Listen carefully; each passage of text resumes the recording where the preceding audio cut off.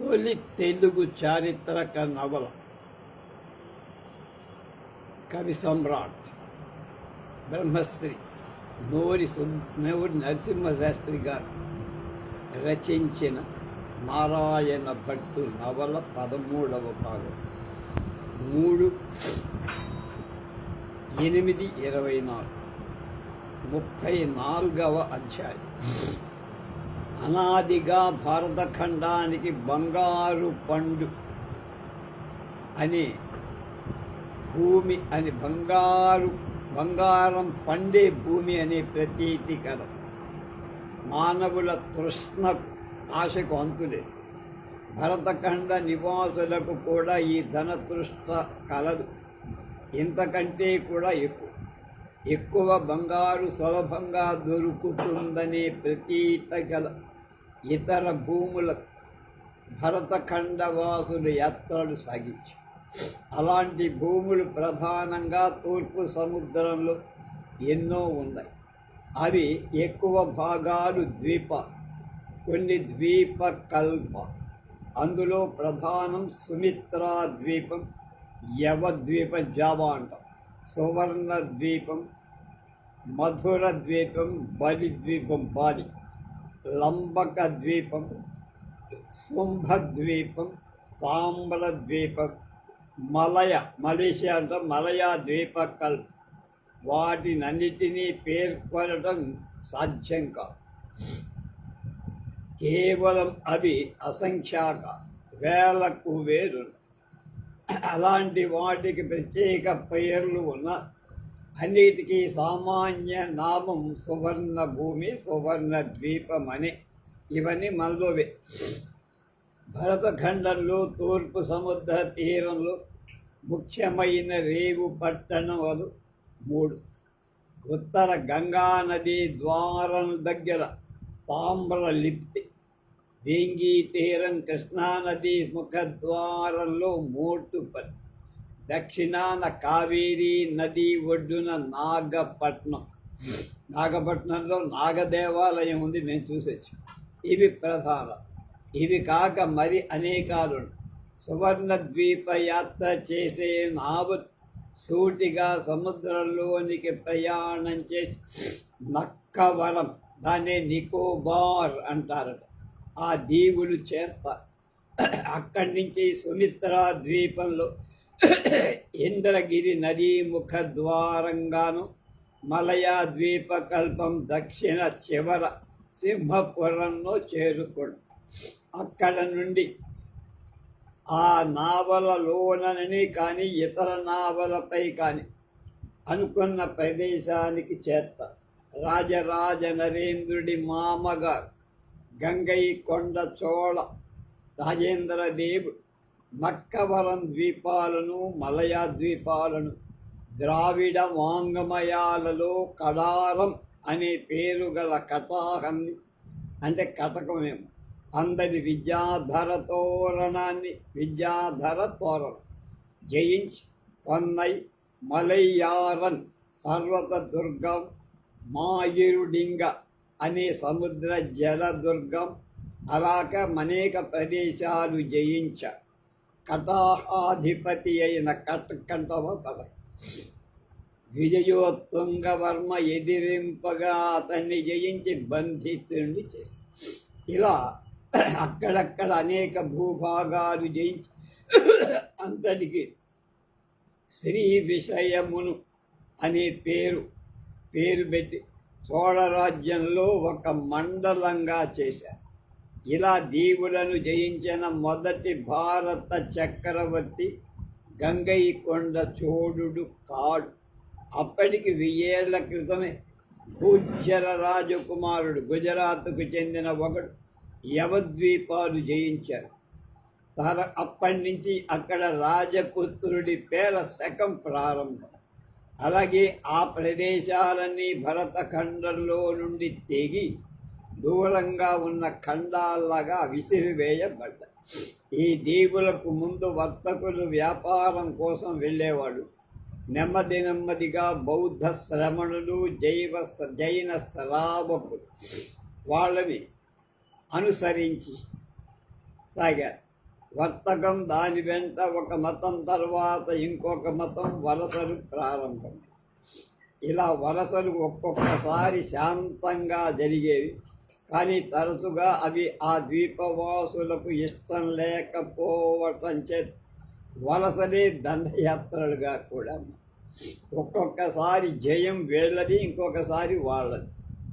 నెమ్మదిగా ఆ ప్రదేశాలపై భారత ముద్ర స్థిరమైపోయి దేవాలయాలు వెలిశాయి. భారత రామాయణాలు అక్కడే పాదుకొన్న సంఘారామాలు నిండిపోయాయి. భరతఖండంలో ఎక్కడ సముద్ర తీర ప్రాంతాల జీవనం కష్టంగా ఉన్నా, కల్లోలాలకు చెలరేగిన జనులు మాత్రం సువర్ణ భూములకు వెళ్ళటం పరిపాటు అయ్యి. ఇది ముఖ్యంగా బౌద్ధ మత అనుయాయుల్లో బాగా ఎక్కువ. బౌద్ధ ధర్మంలో వర్ణ వ్యవస్థ లేదు. భారత ధర్మం వర్ణ వ్యవస్థ మీద ఆధారం. భరత భూమిలో పుట్టిన ప్రతి వ్యక్తిని వద్దనుకున్నా తప్పనిసరిగా ఈ వర్ణ విభాగం అంటుకునే ఉంటుంది. ఈ మట్టియే వర్ణ భేదంతో చేయబడినట్టు తోస్తుంది. వర్ణభేదం అంగీకరించిన బౌద్ధ ధర్మం జైనంగా మారి రూపాంతరాలతో నిలిచింది. అలాగే కేవలం బౌద్ధం ఈ దేశం బయట నుండి వచ్చిన వాళ్ళ వలన ఇక్కడ ఏర్పడి, అలాంటి వాళ్ళు ప్రాచీన ప్రదేశాలలోనే అది వ్యాపించి, ఎలా అయినా శుద్ధ బౌద్ధం భారత భూమిలో నిలవలేక లోకమంతా వ్యాపించింది. పశ్చిమ భూముల్లో జందు, యూద్, జంద్ అంటారు, యూద్ అంటే యూదులు, అలాగే క్రైస్తవ మహమ్మదీయ మతాలుగా ఇవే మారిపోయి తిబ్బతీ దేశంలో లామా మతమయ్యింది, అంటే టిబెట్లు.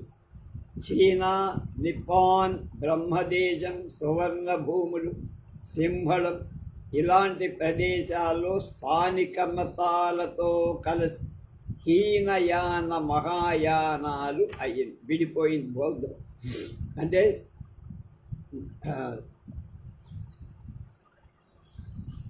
ప్రతిమలను ఆరాధించేదొకటి, ఆరాధించకూడదని చెప్పి భరతఖండంలో బౌద్ధ ధర్మ వ్యాపన అడుగడుగున విఘ్నాలే కలిగాయి.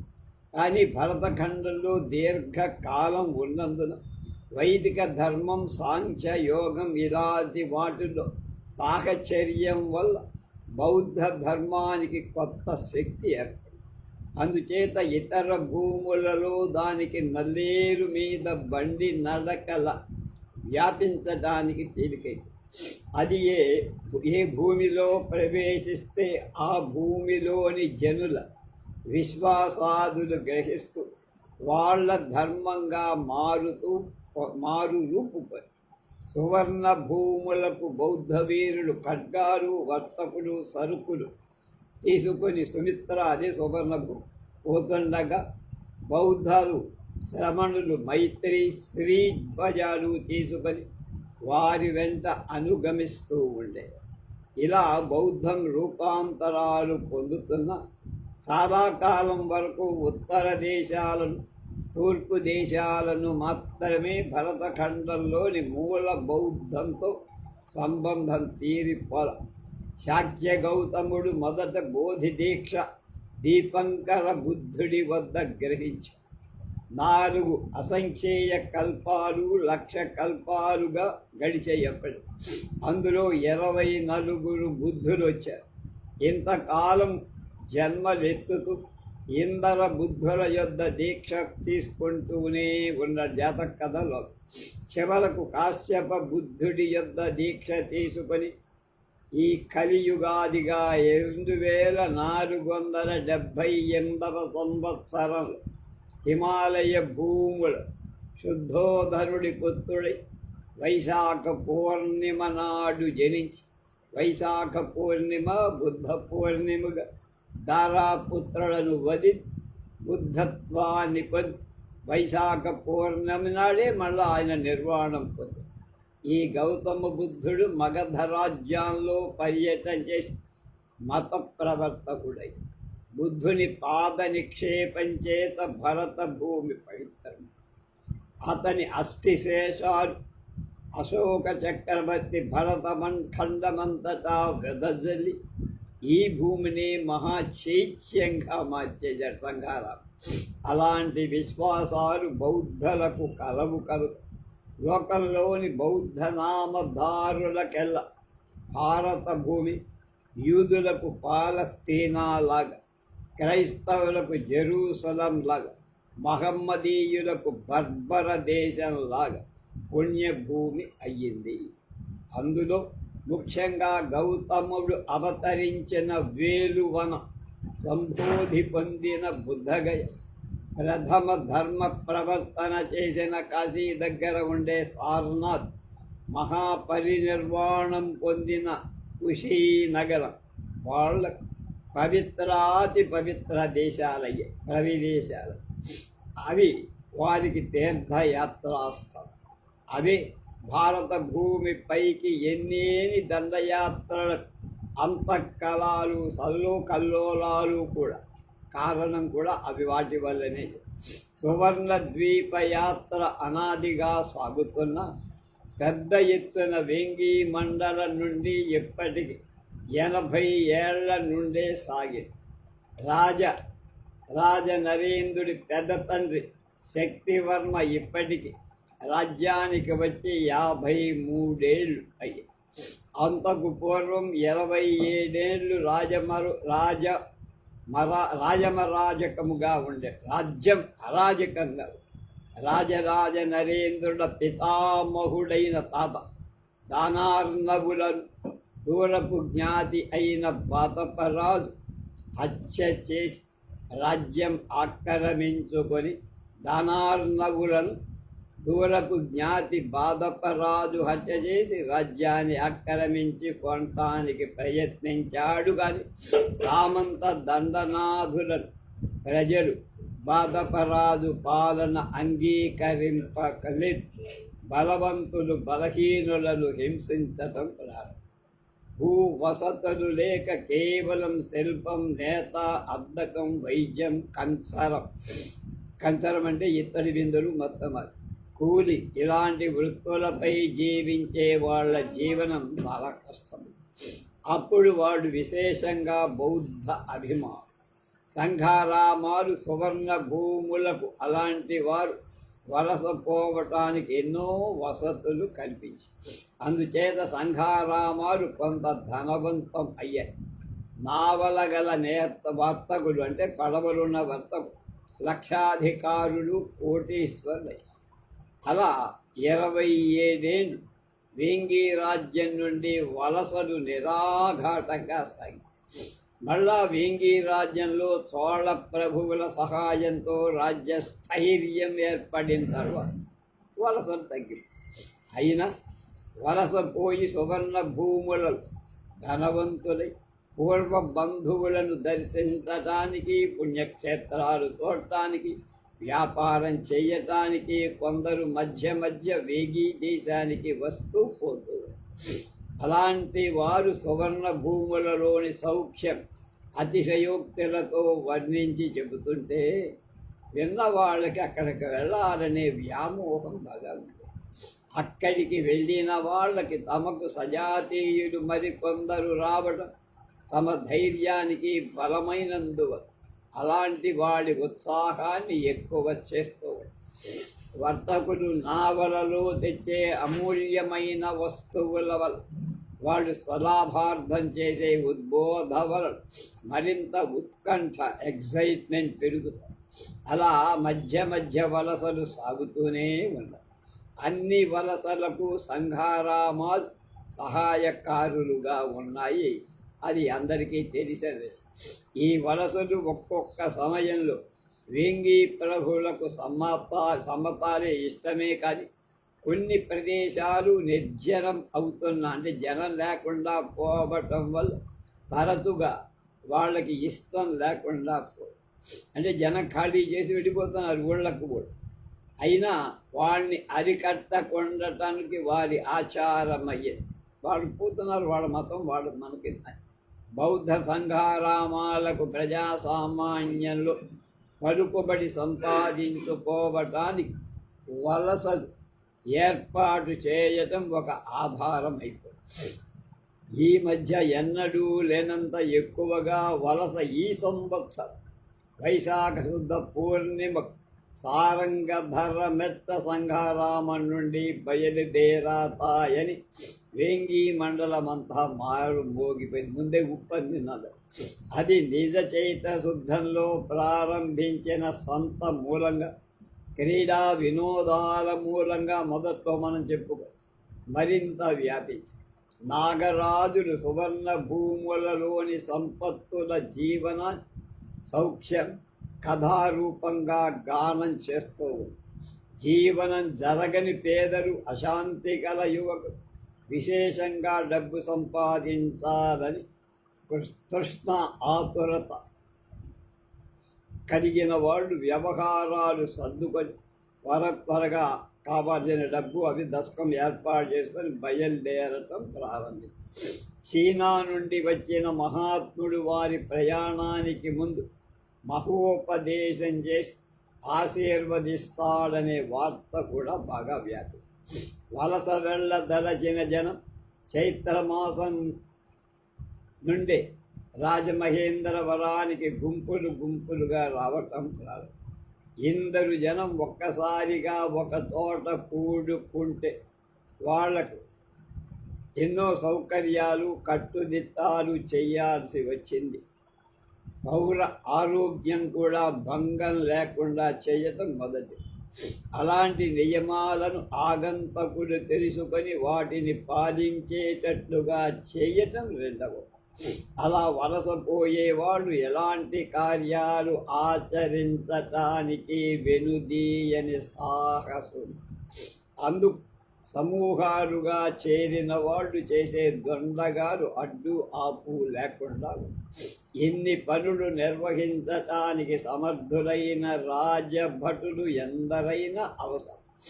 ఎక్కువ పని ఉంటుందని దూరమండలం నుండి సహస్ర సంఖ్యలుగా వేలాది భటులను రాజమహేంద్రానికి పిలిపించి ఆస్తికులు కూడా శీఘ్రంగా వార్తలు చేరుస్తూ గజబలాలు కూడా పురరక్షణ కేంద్రాలలో నిలిచి సిద్ధంగా పదాకులంతటా ప్రసరించి ఉన్నారు. అందరూ వ్యాపించి ఉన్నారు. ఈ విధంగా నెమ్మదిగా రాజమహేంద్రపురం శాంతి నిలయమైన పట్టణపు లక్షణములు లేక మహాసైన్యం పోగైన స్కంధావారంగా మారిపోయి బౌద్ధుల కన్నిటికంటే వైశాఖ పూర్ణిమ పెద్ద పండుగ.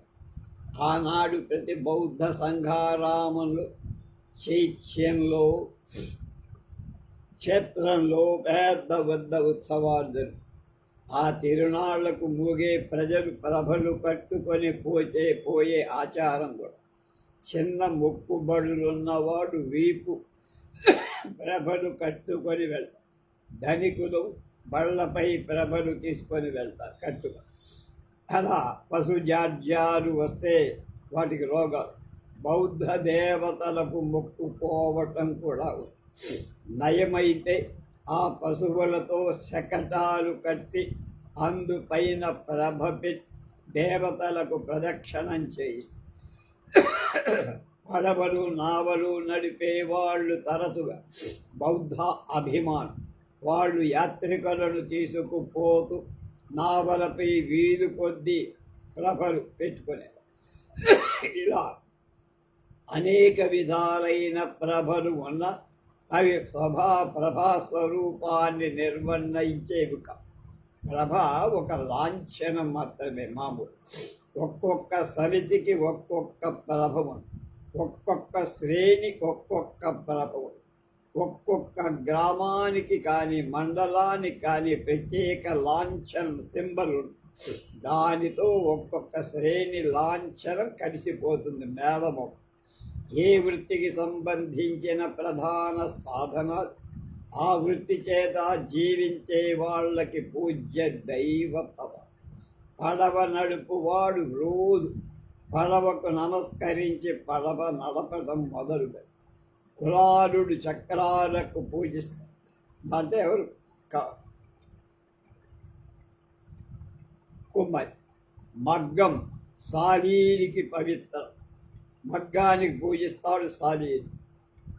అలాగే మంగలి పొదిని దైవంగా శురకుడు భావిస్తాడు. శిల్పికి బాడిత, ఉలి, సొత్తి, దిమ్మ ఇలాంటి అవి దైవాల కిందే లెక్కవాడు. అలాగే తెలుపులకు అంటే నూనె తీసే వాళ్ళకి గాలు, చాకలికి బాడికి బాణ, అలాగే గౌడులకి తాటి చెట్టు, అలాగే గొల్లలకు కంబడి. ఈ విధంగా ఎన్నైనా వాడు పూజ చేస్తూనే ఉంటారు. వాళ్ళందరికీ పవిత్రమైన కర్షకుడు ఏటేటా నాగలిని కోటేరును పూజించి ఏరువాక సాగిస్తారు. ఇలాగే వర్తక శ్రేణులు కూడా వర్తక ద్రవ్యాన్ని బట్టి ప్రభా లాంఛనం మారుతారు. ఈ వర్తక సంఘాలకు సమయాలు అనే పేరు, ఇంకొక పేరు నామాంతరం. 18 సమయాలు ప్రసిద్ధంగా కనపడతాయి. వ్యాపారం చేసే దినుసును బట్టి ఆ సమయం మారుతూ సమయానికి ఒక లాంఛనం ఉంటుంది. అదే సమయ ప్రభ. అయ్యావడి వర్తక సంఘానికి తెడ్డు వంటి ఆకారం గల వజ్ర భైషిగా అనేది ఒక గుర్తు చిహ్నంగా, ఎవరి లాంఛనం వాళ్ళకి ప్రభా చిహ్నంగా. బౌద్ధ చిహ్నాలైన బుద్ధ విగ్రహం, బోధి వృక్షం, అపసవ్యమైన స్వస్తికాకారం గల ధర్మచక్రం, ఇందులో ఒకటి కానీ కొన్ని కానీ అన్నీ కాదు బౌద్ధ ప్రభలన్నిటి మీద. ఏ మండలం వాళ్ళది, ఏ శ్రేణి వాళ్ళది, లేక ఏ సమయం వాళ్ళది అది తెలియజేయటానికి ఈ గుర్తులన్నీ తోడ్పడతాయి. ఒక్కొక్కసారి గ్రామ పుర సంజ్ఞలు కూడా ఉంటాయి. జ్ఞాపానికి పురానికి ఈ సంజ్ఞలు మారవు. చిత్రకారుల ఊహ కొలది వాటి అలంకారాలు మారవచ్చే కానీ స్వరూపంలో మార్పు. అవన్నీ తెలిసిన వాడు ప్రభ చూసిన వెంటనే ఇది ఎవరి ప్రభ అని చెప్పేయగలరు. బౌద్ధుల తిరణాళ్లలో ప్రారంభించింది శివాలయాలకు చేరే భక్తులను కూడా అవలంబింపసాగారు. బౌద్ధ చిహ్నాలు తీసేసి శైవ చిహ్నాలు లెక్కించారు. రంగురంగుల చిత్రాలతో ఈ ప్రభలు ఎంత ఏని నయనాకర్షకంగా ఉంది. చిత్ర రచనలో సమర్థులైన చిత్రకారులకు అందులో ఆ పనిచేసినందుకు బోలెడు డబ్బిచ్చారు. వలసలు కూడా ఉత్సవాలని అనుకరిస్తూ ఉండే. ఒక్కొక్క జట్టు ఒక్కొక్క ప్రభ కట్టుకొని వస్తువుడు. ఆ వలస పోయే వాళ్ళని చివరిసారి చూసి సాగనంపటానికి వాళ్ళ బంధువులు చాలా దూరంగా వాళ్ళ వెనక వెళ్ళి వదిలిపెట్టేస్తున్నాం. మనకి వాళ్ళ అయ్యప్ప మాల వేసుకుంటే ఎట్లా అయితే జనం వాళ్ళని వీడ్కోలు పలుకుతారు అలా.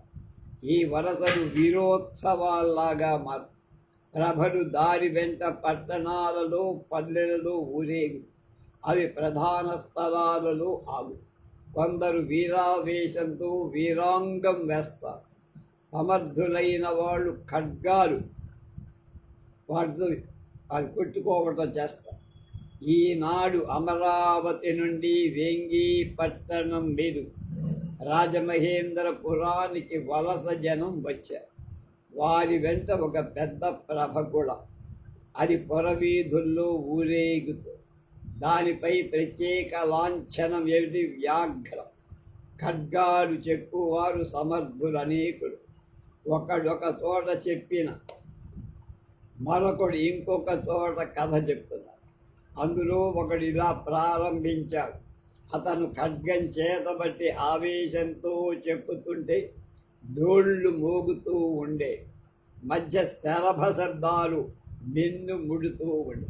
కుమ్మని గాండ్రించి హస్సరభ హస్సరం, ఒక బొబ్బ వేసిన హస్సరభ హస్సరం, దందుడి చంద్రుడి మినుమేడ హస్సరభ హస్సరం, సదిగెలబడు హస్సరభ హస్సరం, వన్నెల వెన్నెల వేని చిన్నెదుల్ప లక్షింప, కన్నులే పువ్వును చిన్న పులి, భద్ర గంభీరమౌ రౌద్రాకృతిని కాంచి క్షుద్ర జంతువు నేల చొచ్చి ఒకసారి కనువిచ్చి వడలు జృంభణ చేయ వడవడమని భూమి వడకిపో భార విద్రావణాకార ఘోర శత్రు ధరణాకార వ్యఘ్రావతారా శరం వీర సారంగ బౌద్ధ విహార సిద్ధ నాగహార ప్రవృద్ధ పున్నాగా శరణ్ హస్సరవ హస్సరవ హస్సరవ అట్లా ఉంటాయండి.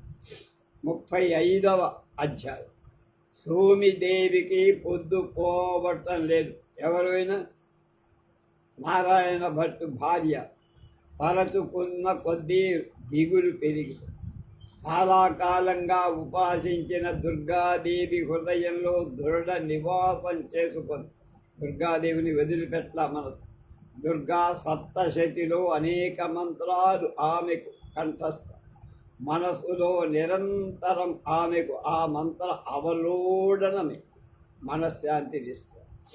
ఆమెకు బ్రాహ్మణులు దూరమైపోయినప్పటి నుండి సరి అయిన అతిథుల లెక్కపోయి సరి అయిన తిథుల లెక్కపోయింది. వాళ్ళు ఏ తిథి అని చెప్పలేకపోయి చంద్ర సంచారం చేత హెచ్చు తగ్గులుగా తిథులు ఊహిస్తాం కనుక వారగణన మాత్రం పోలా. అది బాగానే ఉంది. తెల్లవారితే మంగళవారం. చాంద్ర సంచారాన్ని బట్టి అది త్రయోదశియో చతుర్దశో కాదు. తెల్లవారుజామున సోమదేవికి కృష్ణ చతుర్దశి అయి ఉంటుంది అనే ఒక స్ఫురణ కలి. అది మహాపర్వం అవటం చేత అంటే మనం మాస చతుర్దశి ఆమె వెంటనే దుర్గా స్మరణతో పక్క మీద నుంచి లేచింది. వ్రతకృత్యాలైన వెంటనే స్నానం చేసి శుచిగా తెల్లని బట్ట ధరించి ఆహారానికి ఇస్తున్న ఆవు నేతితో దీపారాధన చేసి నిజ గురువులైన నారాయణ భట్టారకుడు భర్తని ధ్యానించి గణపతి స్మరణ చేసి ఆ దీపశిఖలో సర్వమంగళాదేవతను ఆవాహం చేసి సంభవమైన ద్రవ్యాలతో పూజ చేసి చివరకు బంధమోక్షణ మంత్ర జప పారాయణ చేసి కుపమ కూతురు కుపమ అది చూసి శృతి అయి తల్లి ఎలా చేసిందో ఆమె కూడా అలా చేసిందంటే నారాయణ భట్టు కూతురు. జపం కూడా ఆమె చేసి ఉదయం ఇలా పూజించి జపం చేసి లలితా రహస్య నామ స్తోత్ర పారాయణతో సోమిదేవి తన కార్యక్రమాన్ని ముగించి మళ్ళా మధ్యాహ్నం కూడా అలాగే రాత్రి వరకు అలాగే ఉపవాసం చేసి సాయంత్రం కూడా అలాగే పూజ చేసి ఉపమ కూడా పాలు తాగి అలాగే పూజించింది. ఇంకేం తినకు. ఆ రాత్రి సోమిదేవి హృదయంలో ఉన్న భారమంతా తీసేసినట్లు అనిపించింది. బంధమోక్షణం అయ్యే వరకు ఇలాగే నిత్యం ఉదయ పూజ చెయ్యాలి అనుకో. వాళ్ళని బంధించారు కదా, అందులోంచి బయటపడేదాకా ఇది చెయ్యాలి. మరునాడు అమావాస్య బుధవారం సోమిదేవి ఉపమ కుపమ పూజ పూర్తి చేశారు. మధ్యాహ్న భోజనం అయిపోయింది. అప్పుడు కుపమ దుగ్గవ్వను పలకరించటానికి వెళ్ళి ఉపమ ఆ వ్రజాంగనతో అంటే గొల్లావిడితో ముగ్ధ మోహనంగా మాట్లాడు. ఆ గోపిక విని చుట్టుపక్కల ఎవ్వరూ లేకుండా చూసి కన్నీళ్లు కాచి, అవ్వా కన్నీళ్లు కారుస్తున్నావు, తాతమైన కొట్టాడా? ఉపమ అలా అనగానే దుగ్గవ్వ పట్టలేక బాహురుమని ఏడుస్తూ ఉపమను దగ్గర తీసుకొని కౌగలించుకొని ముద్దు మీద ముద్దు పెట్టి ఆమె ప్రేమ బంధం నుండి మెల్లగా తప్పించుకునే ప్రయత్నం చేసిన మళ్ళా ఆవిడ అలా చేసింది. వైశాఖ పూర్ణిమకు నిన్నెక్కడో బలి ఇస్తారటమ్మా. ఈ రాత్రు రేపటి రాత్రు నిన్ను ఎక్కడి నుంచి తీసుకుపోతారట. నిన్ను వదిన ఎలా ఉండగలను తల్లి? ఇతరులకు ఈ సంగతి చెబితే నా పినిమిటియే నా పీక నొక్కి పారేస్తా. తల్లి ఎవరికీ చెప్పవుగా అమ్మా అన్న. దుగ్గమ్మ ఈ మాటలు చెప్పరగా నిబ్బరంగా వినిపి ఉపమ తల్లికి చెప్పి వెంటనే పెరుగు కావాలనే వంకతో సోమి దుగ్గమ్మ దగ్గరకు వచ్చి ఆమెతో మంచి మాటలు చెప్పి ఏం ధనాశ పెట్టి ఏమి దుర్గమ్మలు వశపరుచుకరు. ఆ రాత్రి జాము పొద్దుపోయిన సమయంలో వాళ్ళకి మరొక చోటికి పోవటానికి దారి చూపిస్తానని వారి వెంటనే తాను కూడా వచ్చి జీవిత శేషం గడుపుతానని ఆ చీకటిలో అరణ్య ప్రదేశంలో 3 క్రోశాల దూరం నడిచి రాగలిగితే ఒక సంపన్న బ్రాహ్మణుడి ఇంటికి చేరుస్తానని ఆపై రాజభటుల సహాయం లభిస్తుందని దుర్గవ్వ చెప్పి సోమిదేవి ఒప్పుకుంది. సోమిదేవిని కుపమను తెచ్చిన అందరం ఇన్నాళ్ళు కనపడల. ఆ సాయంత్రానికి అది మళ్ళా వాళ్ళున్న సావడి దగ్గరకు వచ్చింది. అది చూసి ఆ రాత్రే చోరుడు తమ్ము బయలుదేర తీయటానికి సిద్ధమైనట్టు సోమిదేవి ఊహించి దుర్గమ్మకు చెప్పి దుర్గవ్వ ఆ సాయంత్రం నుండి సోమిదేవిని కుపమును పారిపోకుండా కనిపెట్టు వంతు దుర్గవ్వ తనపై వేసుక. అందుచేత ఆ ప్రదేశం వదల. అది అమావాస్య నాటి రాత్రి. పల్లె నుండి పాలు పెరుగు వచ్చాయి. అందులో మాదక ద్రవ్యాలుంటాయని సోమిదేవి పారబోసి రహస్యంగా దుర్గవ్వ చేత మంచి పాలు తెప్పించుకొని ఉపమతో తాగారిద్దరు. ఇద్దరూ పడుకొని నిద్ర నటించారు. దుర్గవ్వ జాగరూకురాలై రక్షణకు వచ్చే ఇతరులను నిషేధించి వాకిట గొల్లెం పెట్టి కూర్చు. ఆమె భర్త పెద్ద గొల్ల అయినందున ఆమెను ఎవరూ ప్రశ్నింపలేరక్కడ. రాము రాత్రి దాటింది. రేపల్లె పూర్తిగా మాటు మణిగింది. రేపల్లె దుర్గవ్వ బయట గొళ్ళను నెమ్మదిగా తీసింది. వెంటనే సోమిదేవి దుర్గాస్మరణ చేస్తూ కువమ్మతో కలిసి నిశ్శబ్దంగా లేచి దుర్గవ్వను వెంటపడి నడిచి అమావాస్య రాత్రి అరణ్య మార్గం 3 స్త్రీలు దొంగల పల్లె నుండి బయలుదేరడం. మళ్ళా వాళ్ళ చేతిలో ఎప్పుడు పైన ప్రాణాలు కాసలేదు. అంతేకాక ఆ పల్లెకు తూర్పున పులిగడ్డ ఉంది. పులిగడ్డ ఒక కృష్ణలంక అవనిగడ్డ దగ్గర. అందులో పులులు నివసిస్తాయి కనుక పులిగడ్డ అనే పేరు వచ్చింది. కొంతకాలం నుండి అందులోంచి పులి ఒకటి కృష్ణపాయ దాటి రేపల్లె పరివహార అరణ్యాలు తిరుగుతూ ఉందని. అయినా ప్రాణాలు దిగబట్టుకొని వాళ్ళు ముగ్గురు ఎంత చరిత్ర మనకు చెప్తున్నారు నరసింహశాస్త్రి గారు. గొల్లలు ఆ అర్ధరాత్రంలో సోమిదేవిని కుపమను అందరంలో ఎక్కించుకొని పోవటానికి వచ్చారు. వాళ్ళు పాలలో కలిపిన మందు చేత అప్పటికి తల్లి కూతురు వడలు మరచి ఉంటారని నిశ్చయంగా అనుకోరు. అలాగే ఆ అందరాన్ని దొంగల మర్రి దగ్గరకు పోయి వడలు తెలియని సోమిదేవిని అక్కడనే వదిలి కుపమను సులభంగా నిర్ణీత స్థానానికి చేర్చాలని వాళ్ళ ఉద్దేశం. అంటే ఆమె తల నరకాలి వాళ్ళ అమ్మవారికి బలి. వాళ్ళు పోయి చూడగా వాకిట్లో దుర్గవ్వని సాబడికి గొళ్ళెం తీసి ఉంది. లోపల సోమిదేవి కూతురు లేదు. వాళ్ళకు ఆశ్చర్యం. ఎక్కడికి వెళ్ళి ఉంటారు? ఎలా ఆ పాలు తాగిన వాడు అంత శీఘ్రంగా పోలేదే, పాలు తాగలేదా? అయినా వాళ్ళు త్వరలో తిరిగి వస్తారని కంతసేపు అక్కడ కూర్చు.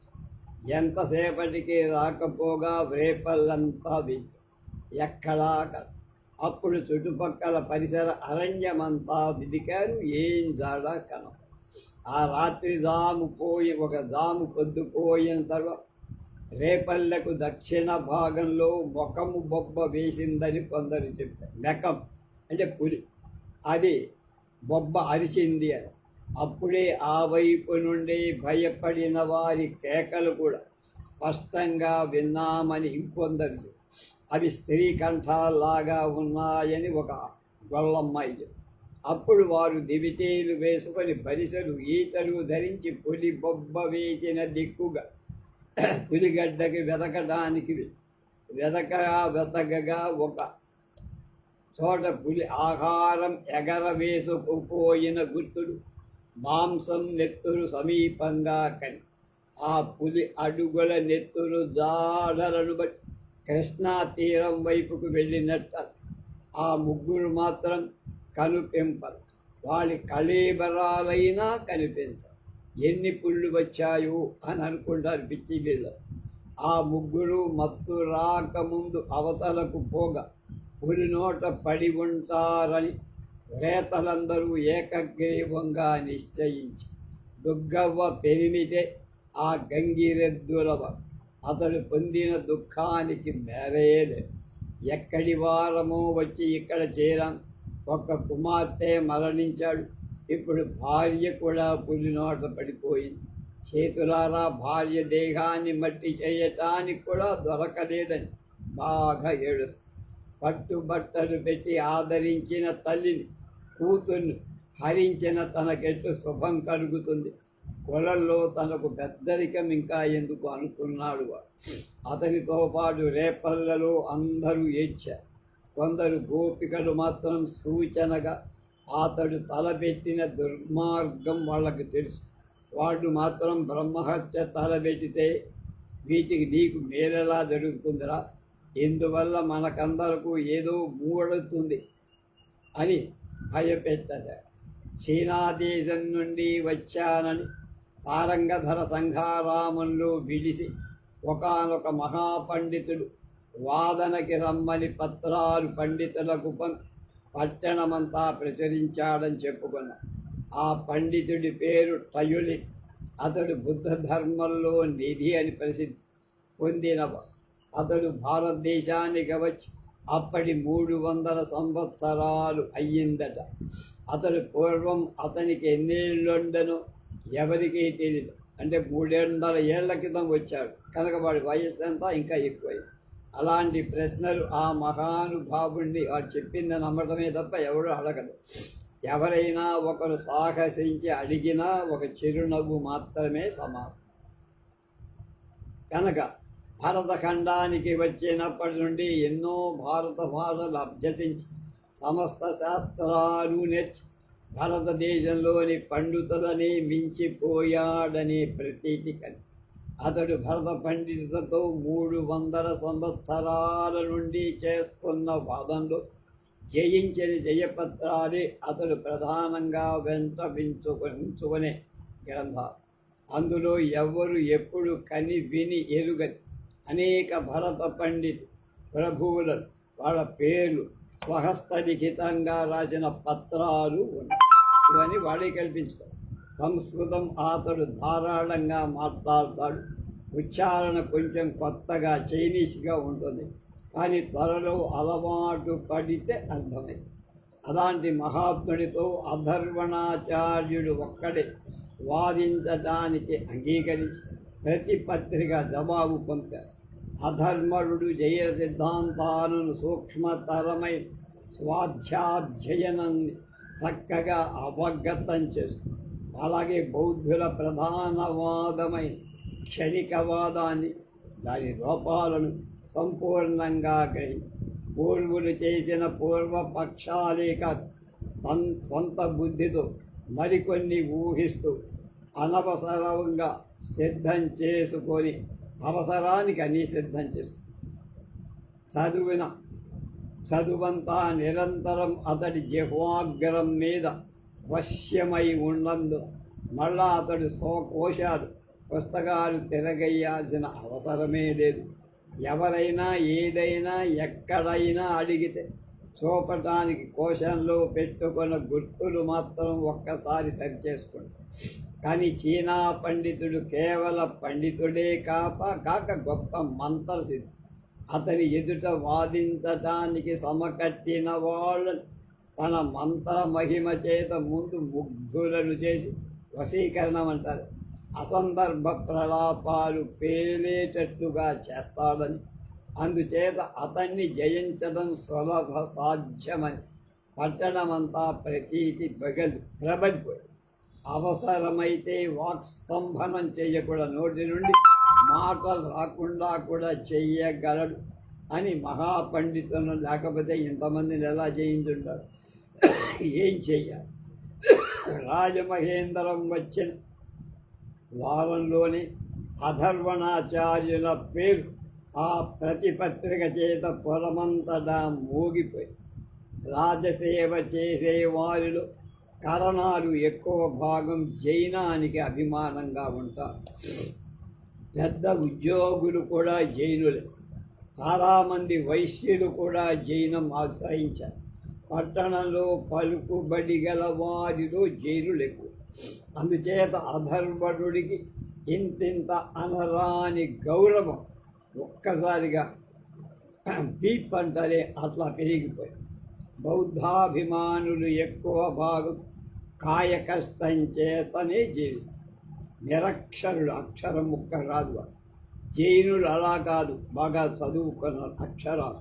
అందుచేత వాళ్ళకి అభిమానం ఎక్కువ. తుచ్చమైన ఉపాసన బలం కల ఈ చైనా వాడితో వాదం పెట్టుకుంటే ఏం ప్రమాదం మనకు అధర్వణుడికి లభిస్తుందో అని ఆదరం కొద్ది భయం కూడా వాడు పొందారు జైనులు. అధర్వణాచార్యుడు ఆలోచించి పూర్వ చరిత్రలు పరిశీలించి బౌద్ధులకు జైనులకు వివాదాలు జరగటం ఇవాళ కాదు.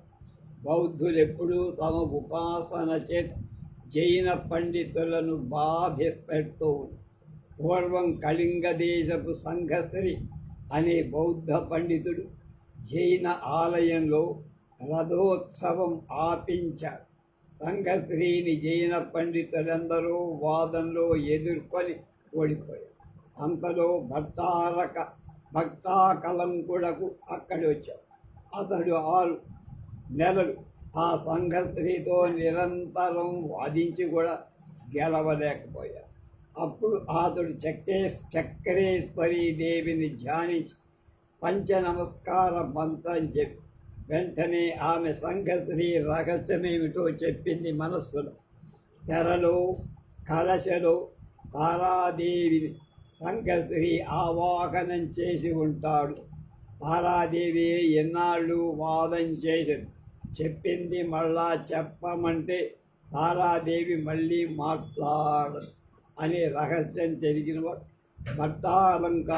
భక్తాకలంకుడు మళ్ళా చెప్పమని తెరచాటున నిశ్శబ్ద మాట రాదు.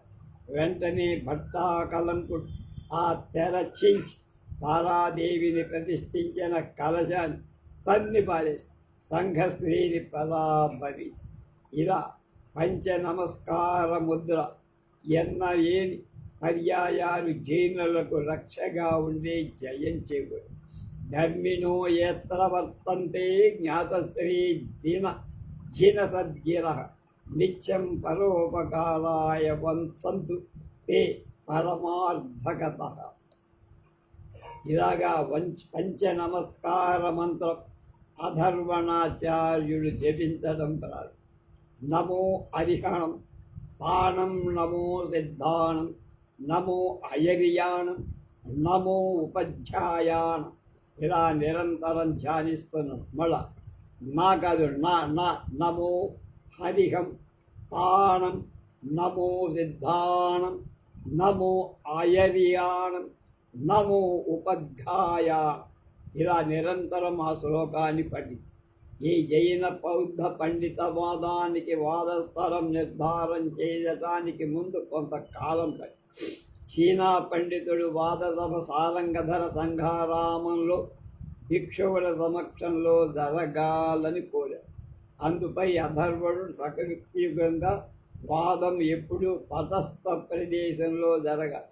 బౌద్ధారామం మీ స్వక్షేత్రం కనుక అక్కడ కుదరదు.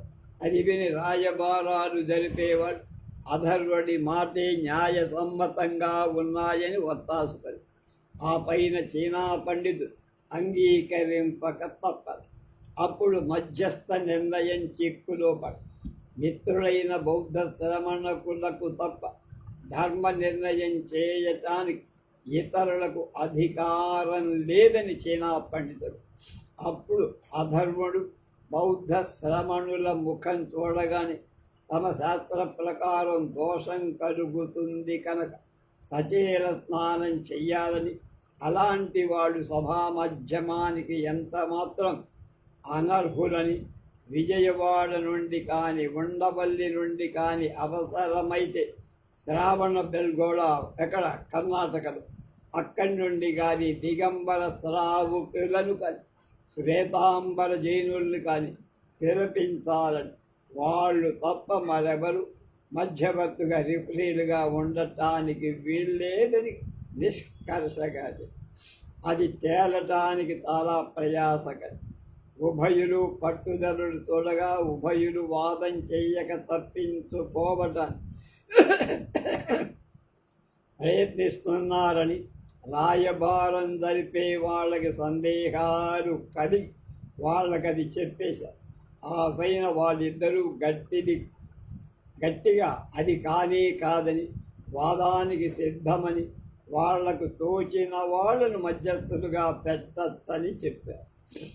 ఆ రాయబారాలు జరిపే వాళ్ళు ఆలోచించి రాజస్థానంలోని ప్రసిద్ధ మీమాంసకుల మధ్యస్థులుగా నెరవేరడానికి సీతమార్యుడు, పంపన భట్టోపాధ్యాయుడు ఇలాంటి పండితులను అలాంటి పని చేయటానికి కోరితే వారు బౌద్ధ జైన పండితులిద్దరిని గురించి అన్న మాటలు రాయబారులకు కర్ణ కఠోరంగా అనిపించి ఆ ప్రయత్నం మానేశారు.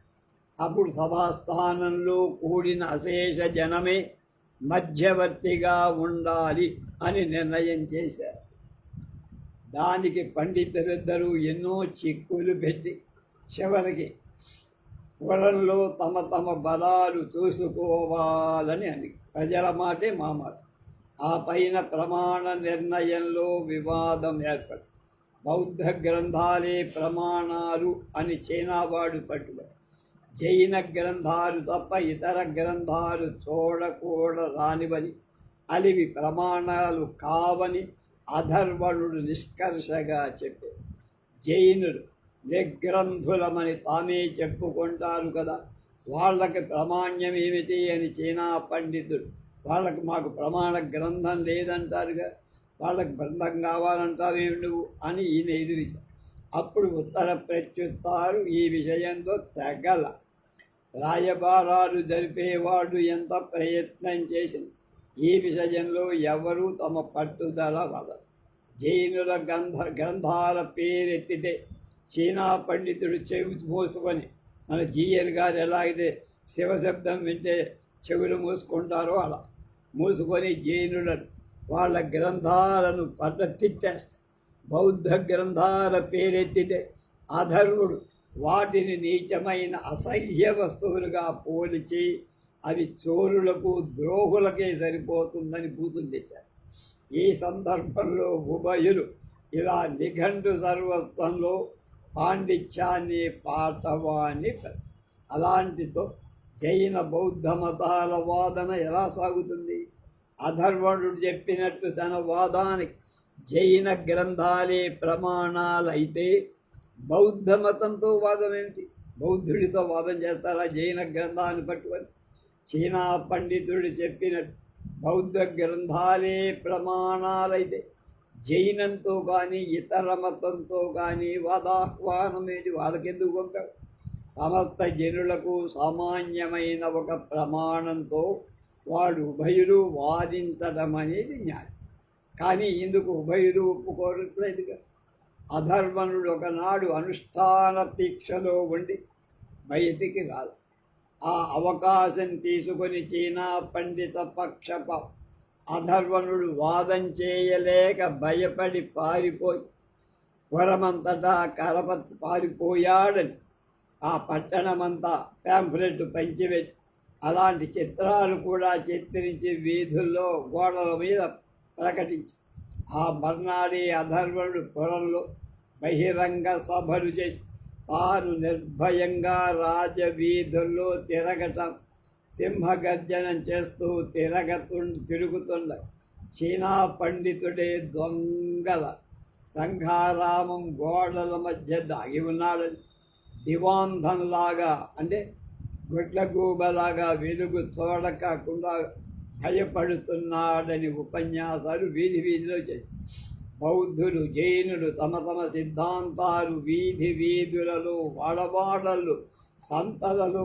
ఉత్సవాలు పగలనక రాత్రనక ఎప్పుడు సమస్త జనులకు తెలుసుకున్న గల తేట తెలుగులో బోధిస్తూ తమ పురాణ పురుషుల చరిత్ర కీర్తిస్తూ జనసామాన్యంలో బహుళ ప్రచారం చేస్తారు. ఈ ప్రచారంతో పాటు వాళ్ళు కొన్ని మంత్ర సాధనాలు, అమానుష శక్తులు కూడా ప్రదర్శించి ప్రజలను ఆకర్షించారు.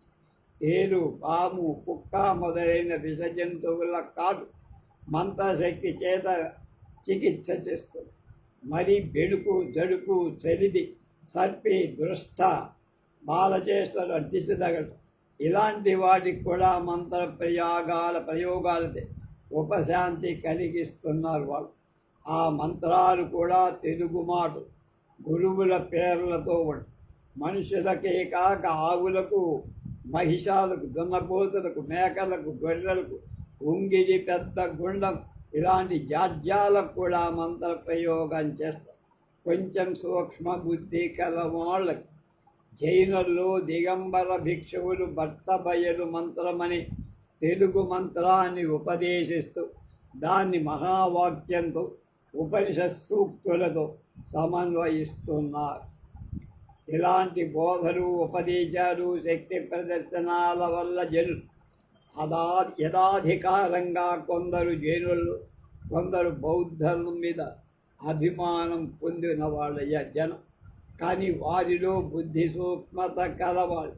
ఈ ఉభయ మతాల్లో తప్పక సత్యము, సత్వము ఉంటుందని తత్తత్ మత అనుయాయులు స్వాభిమానం వల్ల తాము పట్టిన కుందేటికి మూడే కాళ్ళని మొండివాదం చేస్తారు. కానీ ఉభయులకు ఏకదేశంలో కూర్చోబెట్టి ఉభయ మతంలోని సారం నిగ్గు తాము గ్రహించగలుగుతామని, అందువల్ల లోకోద్ధరణ జరుగుతుందని విశ్వాసం ఉంది. అందుచేత అలాంటి అవకాశం కలిగినప్పుడల్లా దానికోసం ప్రయత్నాలు చేస్తున్నారు. అలాంటి బుద్ధిశాలులే ఈ చీనా పండితుడికి, అధర్వణ పండితుడికి రాయబారాలు నడిపారు. ఈ రాయబారాలు జరిపే వారిలో ముఖ్యంగా రాజస్థానంలో ఉన్నత ఉద్యోగం చేసి వృద్ధులై విరమించి పెన్షన్ తీసుకునేవాడు ఉపకార భృతులు విశేష ధనం సంపాదించి ఇక పనిచేయలేక ఆర్జించలేక ఓపిక పోవడం చేత తృష్ణ అంటే కోరిక విరమించిన వర్తకులు వాళ్ళు కూడా ఉన్నారు. వాళ్ళంతా బుద్ధి సూక్ష్మత కలవు, బహు గ్రంథాలు చదివినవు, దేశాటనం చేసి విశేష లోకానుభవం సంపాదించారు. అలాంటి వాడు తరుణ ప్రాయంలో నుండి లోక చింతామగ్నులై ఆత్మచింత బదిలి వాళ్ళకి ఈ నిత్య నైమిత్తిక కర్మలు చేయటానికి శ్రద్ధ కాని, తీరిక కాని, నిరంతరం పనిచేసిన బుద్ధులు కలవ. వార్ధక్యం చేత ఒక్కసారిగా హృదయంలో అశాంతి ప్రవేశిస్తుంది. ఈ లోకయాత్ర చాలించాలిన సమయం దగ్గరవుతుంది. మరొక లోకంలో సఖ్యం కలుగుతుందని అన్వేషింపకపోతే ఎలా? వారిలో పునర్జన్మంలో కానీ మరొక లోకంలోని కానీ లోకం మీద కానీ విశ్వాసం లేని వాళ్ళు కూడా ఇంతమంది చెబుతున్నట్టుగా అవి ఉన్నాయో ఉంటే లాభించే ప్రయత్నం చేయటం మంచిది కదా అని ఆలోచన. అలాంటి వాళ్ళకి కష్టసాధ్యమైన ఆత్మసాధన చేసే ఓపికలే. అందుచేత ఒక్క దర్శన మాత్రం చేత చూడటంతో ముక్తి ఇవ్వగల మహర్షికై వెదికే 10 మంది మహర్షికి ముక్తివంతులు లేకపోతే ఆ కొసమాట ఒకటి ఉపదేశింపమని ఒకనొక మహానుభావుని వేడుకొడు. మరొక మహాత్ముని పాదుకలు సంపాదించి ఇంట్లో పెట్టుకుని పూజ చేసి వండిన పదార్థాలు నైవేద్యం పెట్టి తాము తమ పుత్ర భార్య సమేతంగా ఆ ప్రసాదాన్ని శ్రద్ధగా తీసుకోండి. లేక ఒక గుడికో, గోపురానికో, సంఘారామనికో, వసతికో తాము సంపాదించిన ధనంలో కొద్దిగా లెక్క కట్టి దానం చేస్తారు. వాళ్ళంతా నిశిత బుద్ధి కలవ కనుక వాళ్ళకి సూక్ష్మంలో మోక్షం కావాలి. మందబుద్ధులు నిత్య నైమిత్తిక కర్మలు యజ్ఞయాగాది క్రతువులు దీర్ఘకాలం చాలా ప్రయాసపడి చెయ్యలేరు, చేస్తారు. ఎంత శ్రమపడి చేసినా వాడు పొందగలిగేది స్వర్గాది లోకంలోని తుచ్చ సౌఖ్యమే. ఈ బుద్ధిమంతులకు మధ్యంతర అవసరం కన కేవలం మోక్షమే దిగి రావాలి. వాళ్ళు ఈ లోకంలో వాళ్ళు బుద్ధి కుశల చేత ఎన్ని కల్లోలాలు గడిచారు, ఎంతో డబ్బు సంపాది. అలాంటి వాళ్ళకి మోక్ష సంపాదన ఒక లెక్క. అలాంటి బుద్ధిమంతులే ఈ రాయబారాలు జరిపారు. వాళ్ళకి రాజమహేంద్రులు ఎక్కువ పలుకుబడి. అలాంటి వాద సభలు బహిరంగంగా జరిగితే పోట్లాటకు కారణమవుతుందని వాటిని రాజపురుషులు నిషేధిస్తారు. ఈ సభలకు కూడా అలాగే నిషేధం వచ్చింది. అప్పుడు ఈ రాయబారులంతా వజ్జీయ ప్రజ్ఞలను దర్శించారు. వారెంతో జంకుతూ ఈ విషయాన్ని చెప్పారు. తమ ఉద్దేశాన్ని విస్తరించి అన్ని విధాలా ఇది అధర్వాలు అధ్వర్యాన్ని జరుగుతున్నందువల్ల అల్లలు లేకుండా అన్ని విధాలుగా కట్టుబాట్లు చేస్తామని భాష చేశారు. వజ్జీయ శాంతంగా విన్నాడు. ఒక ప్రశ్న కూడా మధ్యలో వెయ్యాలి. అంతా విని భారమంతా నారాయణ బారులపై ఉంచి వాద సభకు అనుజ్ఞ ఇచ్చి అనుమతి పత్రం వెంటనే కరణాంచేత రాయించి ముద్ర వేసి వాళ్ళకి వాళ్ళందరూ ధన్యులమయ్యామని అది తీసుకొని తమ మాటలకు తామే గర్విస్తూ బయటకు వజ్జీయ అనుమతి పొందటం మోక్షం పొందినంత ఆనందమైంది. అలాంటి వాళ్ళు తమ పలుకుబడిని ఇంత కష్టం మీద వాళ్ళు అనుమతి సంపాదించారు. కానీ చీనా పండితుని అధర్వణుని ప్రమాణ నిర్ణయ విషయంలో వివాదం కూడా ఇద్దరూ కూడా ఒకరినొకడు సభాముఖంగా ఎదుర్కొనకుండా అని అవతల వాడి మీద నెపం పెట్టి ఎవరికి వాడు జయించామని ప్రకటించుకునే ప్రయత్నం చేస్తున్నారని కూడా గ్రహించారు. ఈ పెద్దలే ఒక సమయంలో ఒక అర్థంలో ఉన్న మాటకు వేర్వేరుగా అర్థాలు కలిపి అటు చీనా పండితుడు ఇటు అధర్వణుడు తమకు అనుకూలంగా ప్రచారం చేస్తారు. అందుచేత తమ మాటలు తామే ఈ పెద్దలు సమర్థించుకోవాల్సి వచ్చింది.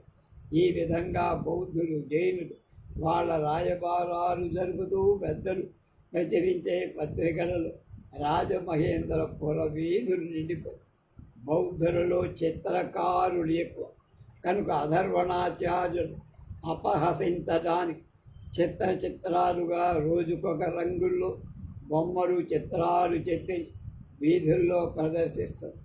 జైనుల్లో శిల్పులు ఎక్కువ కనుక వాళ్ళు రాత్రులు మేల్కొని వికృతాకారం గల గండాలపు బొమ్మలు చీనా పండితులను అనుకరిస్తున్నట్టుగా చెక్కి వీధుల వెంట ఊరేగిస్తారు. ఒకరి కంటే ఒకరు రోజు తమ ప్రజ్ఞ చూపుకుంటారు. స్వేచ్ఛగా ఉభయ పక్షాల వారు తిట్టుకోవటం ప్రారంభం.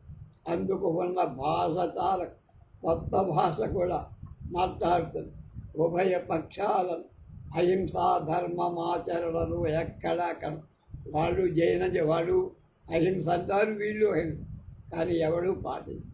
మధ్య మధ్య వీధుల్లో బుర్రలు పగలకూడదు. ఏం జరుగుతున్నా భారాలు జరిపేవాళ్ళు సమర్థులు, పట్టుదల ఉన్నవాళ్ళు. వాళ్ళకి ఎలా అయినా ఉభయుల సభాముఖంలో సమావేశపరచాలని దీక్ష కలిగి మేము నిర్ణయించిన చోట కూడిన అశేష సభా జనమే మధ్యవర్తులుగా కేవలం సర్వసామాన్యమైన హేతువాదమే ప్రమాణంగా మీ మత ధర్మాలు ఉత్తమమైనవని సిద్ధాంతం చేయటానికి ఒప్పుకోండి. అలా కాకపోతే మేమందరం ఏకగ్రీవంగా వీరిద్దరూ కువాదాలు చేస్తున్నారని ప్రకటించేస్తాం. అంతేకాక పండితులమని లోకంలో భ్రమింపజేసి డబ్బు సంపాదిస్తున్న మోసగాండ్రని రాజపురుషులకు అప్పగిస్తాం. అలా రాయబారుడు ఉభయులకు నిష్కర్షగా అందుపై వాళ్ళిద్దరూ ఒప్పుకోక తప్ప. వైశాఖ శుద్ధ విధియ శుక్రవారం నాడు మధ్యాహ్నం సరిగా 12 గంటలు గోదావరి తీరంలో వెనక సంత జరిగిన ప్రదేశంలో మహాసభ జరుగుతుందని నిర్ణయించింది. ఆ విధంగా ప్రకటనలు బయలుదేరి సభాకాలానికి 2 పక్షాల వాడు అధిక సంఖ్యాకులను పోగు చేసుకోవడానికి ప్రయత్నాలు సాగించారు. వలసకు చేరుతున్న బౌద్ధ జనం నానాటికి పెరిగిపోతున్న జైనులు చుట్టుపక్కల గ్రామాల పట్టణాలు శీఘ్ర వార్తాహరులను పంపి జన సమూహాన్ని సంపాదిస్తుంది. గోదావరి పాయలన్నిటి మీద నావలతో అశేష జనం రాజమహేంద్రం చేరుతుంది. రాజమార్గాలలో సందే దొరకట్ల ఇసకేస్తే రాళ్ళకుండా ఉన్నంత జనసమూహం రాజమండ్రి చేరారు. 37వ అధ్యాయం రేపు తెలుసు.